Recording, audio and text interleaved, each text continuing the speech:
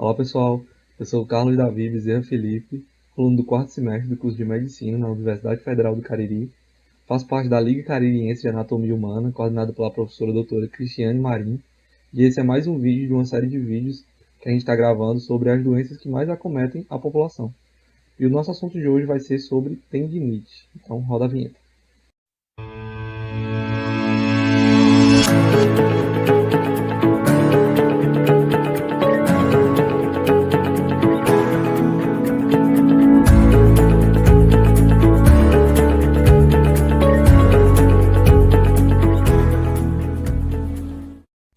Bom, para falar um pouco sobre as tendinites, eu decidi dividir esse nosso momento em três partes. Na primeira parte, a gente vai falar mais sobre os conceitos.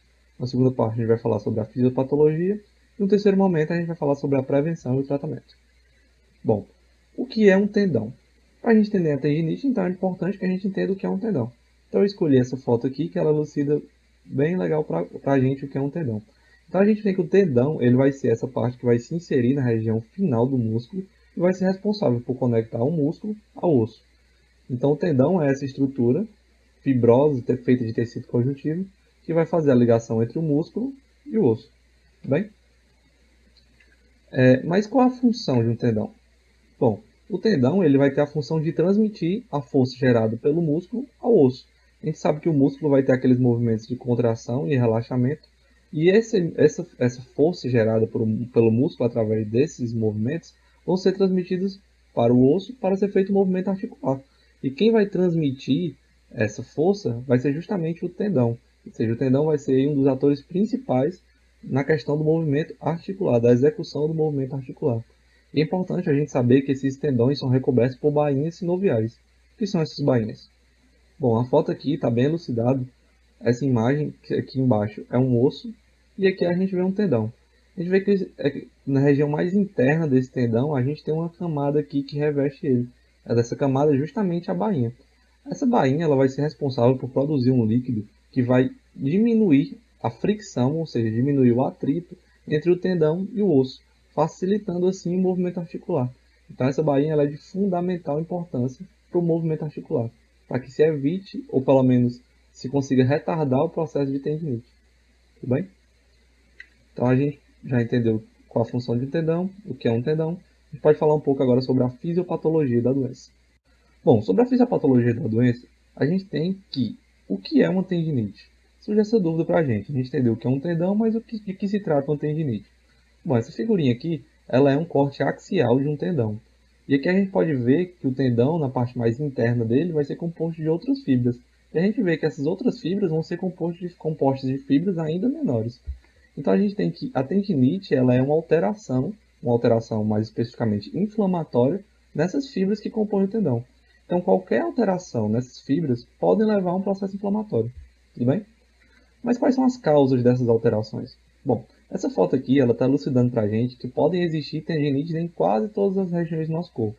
Nosso corpo tem milhares de tendões e todos eles são susceptíveis ao processo de tendinite. Então aqui a gente tem uma tendinite de cotovelo, uma tendinite de punho, uma tendinite de ombro e uma tendinite de joelho. Mas para esclarecer para a gente que podem haver tendinites em quase todos os locais do nosso corpo, tudo bem? Mas o que causa essa tendinite? As principais causas da tendinite, entre elas, estão principalmente as LER, são as lesões por esforço repetitivo, uma degeneração, as degenerações geralmente acontecem por um processo patológico secundário, que vai degenerar aquele tendão, e também por traumas, por choques, por pancadas, que venham a fraturar algum osso ou lesar o tendão, fazendo com que ele entre no processo inflamatório. Tudo bem?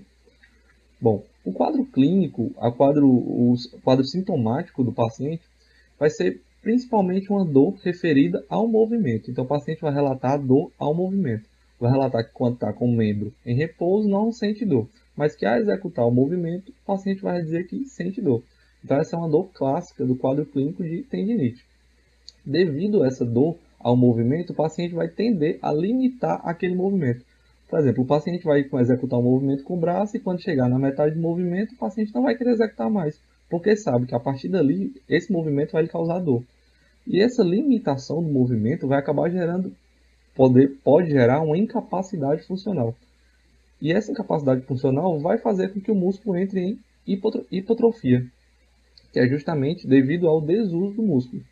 Aqui eu coloquei uma observação interessante, que é uma patologia que acomete aquela bainha que a gente viu que está no tendão, que reveste a parte mais interna do tendão.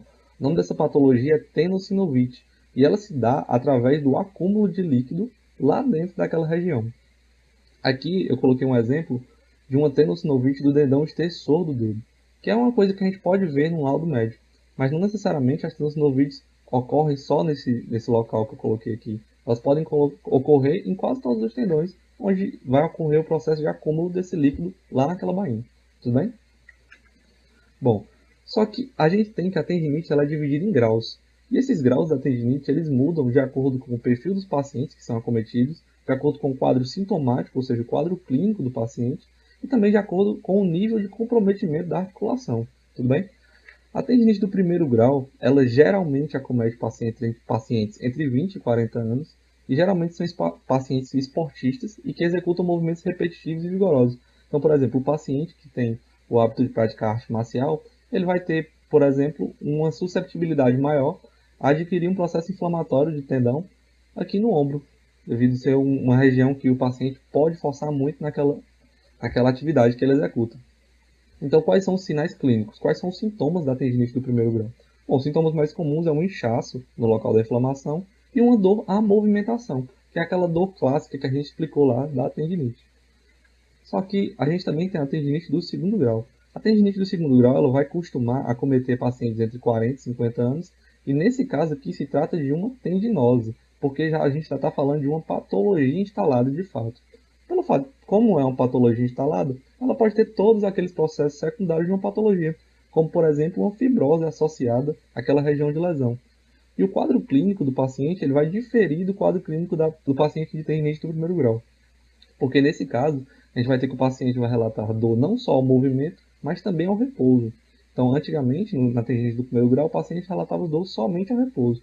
Só que com a evolução clínica da doença, o paciente começou a relatar também a dor ao movimento e ao repouso. Tudo certo? E também a gente vai ter aqueles processos secundários de qualquer processo inflamatório, que é o rubor, calor e perda de função. São sinais clássicos do processo flogístico, do processo inflamatório.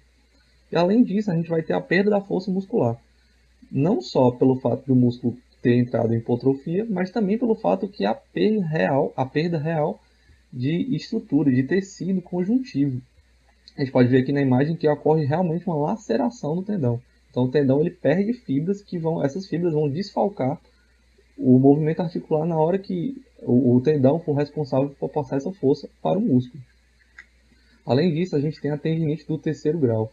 A tendinite do terceiro grau geralmente costuma acometer pacientes de mais idade. Aquele tendão já é um tendão que sofreu muito durante a vida, já é um tendão, já é um tendão que passou por alguns processos inflamatórios e houve tratamento ou não, ou foi um acúmulo de patologias.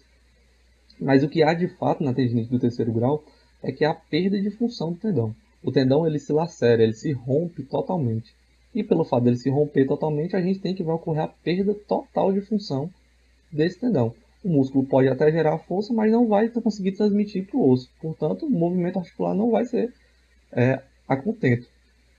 Um exemplo do que pode acontecer com um paciente de tendinite do terceiro grau seria, por exemplo, o paciente não conseguir sustentar o braço em movimento. O paciente executa o movimento com o braço e não consegue sustentar, porque não tem aquele apoio daquelas fibras para terminar de executar o movimento gerado pelo músculo. Tudo bem? Então, da fisiopatologia, é isso. Agora a gente vai falar um pouco sobre a prevenção e o tratamento. Bom, na prevenção e tratamento, a gente vai ter que esse tratamento ele pode se dar de duas maneiras. Ele pode ser um tratamento um pouco mais conservador e pode ser um tratamento cirúrgico. O tratamento conservador ele passa muito pelos os meios comuns de tratar uma dor.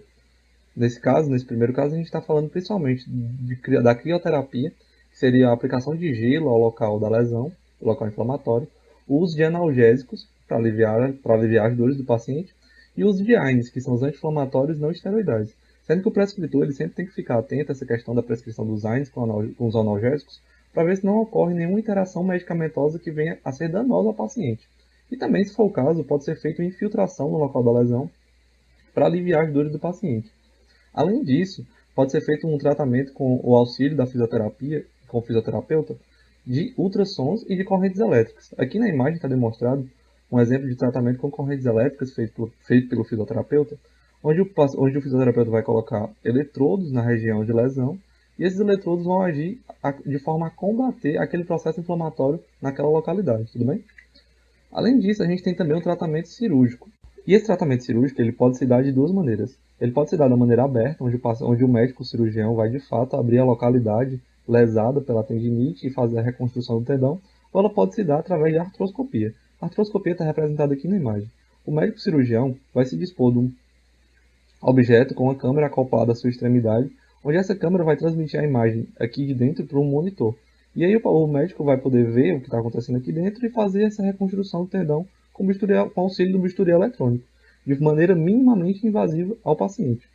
Além disso, se for o caso, também podem ser feitas cirurgias plásticas remodeladoras nos ossos. A gente tem um exemplo, por exemplo, de uma tendinite chamada síndrome de impacto, onde um osso chamado acrômio vai comprimir o tendão naquela localidade.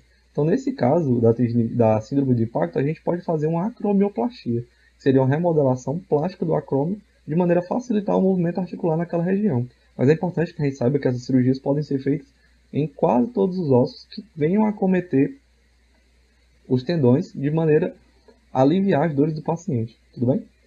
E para evitar todos esses tratamentos cirúrgicos, tratamento conservador, a gente tem também que o paciente pode fazer uma prevenção. Essa prevenção passa muito por métodos bem difundidos na sociedade, como por exemplo o fortalecimento muscular. Esse fortalecimento muscular ele acontece para evitar o processo de tendinite. Ele pode ser orientado tanto pelo profissional da fisioterapia, como também pelo profissional da educação física. Além disso, o paciente também pode fazer alongamentos durante seu período laboral, ou seja, durante seu período de trabalho. Aqui na imagem a gente vê alguns exemplos de alongamentos que podem ser executados por pacientes que trabalham longos períodos sentados. E também a gente tem que o paciente pode fazer mobilizações orientadas por um fisioterapeuta, de maneira não só a aliviar as dores, se o paciente já for sintomático, mas de maneira também a evitar o processo inflamatório dos tendões. Tudo bem? Então, essas são minhas referências. Eu queria agradecer a vocês pela atenção e queria fazer um convite. Se inscrevam no nosso canal do YouTube e fiquem sempre ligados nas nossas redes sociais, principalmente no Instagram, que a gente vai estar divulgando outros vídeos dessa série, para que vocês fiquem mais atentos sobre as doenças que mais acometem a população. Então é isso, pessoal. Um abraço e até a próxima.